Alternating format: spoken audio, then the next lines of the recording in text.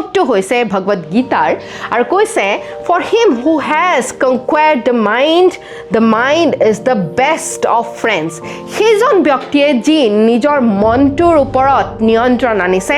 তেওঁ কাৰণে মনটো হৈ পৰে আটাইতকৈ ভাল বন্ধু বেষ্ট অফ ফ্ৰেণ্ডছ কিন্তু সেইগৰাকী মানুহে যি নিজৰ মনটোক নিয়ন্ত্ৰণ কৰিব পৰা নাই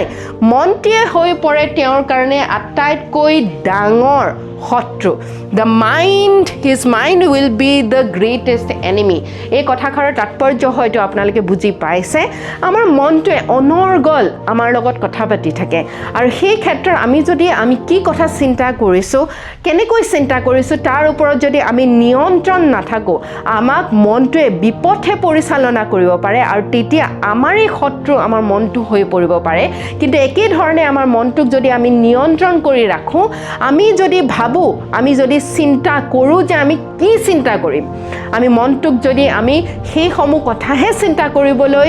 মানে অনুমতি দিওঁ যিখিনি আমাৰ কাৰণে ভাল সমাজৰ কাৰণে ভাল পৃথিৱীৰ কাৰণে ভাল দেশখনৰ কাৰণে ভাল তেনেহ'লে আমাৰ মনটোৱে আমাক নিজৰ আটাইতকৈ আত্মীয় বা আটাইতকৈ ভাল বন্ধু হিচাপে আমাক সহায় কৰিব আশা কৰিছোঁ এই ক্লাছটো আপোনালোকে ভাল পালে